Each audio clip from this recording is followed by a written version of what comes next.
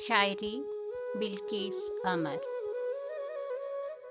खामोशियों में गुजर रही है कि जिंदगानी रुकी रुकी है।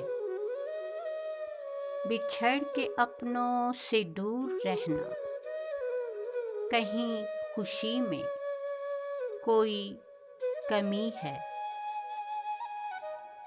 नगर नगर में तुझी को ढूंढा, जहाँ जहाँ भी नजर गई है। मिले वही जो तेरा मुकद्दर, लकीर किस्मत की बोलती है। कहाँ है रुकना खबर नहीं है, कि चलते रहना ही जिंदगी है।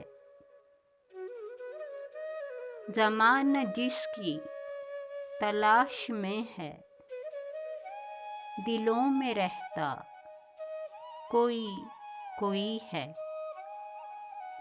न जाने कैसा अजब सफ़र है, हर एक सूरत नई नई है। वो अपने प्यारे नजर न आए, अलग सी राहों पे जिंदगी है।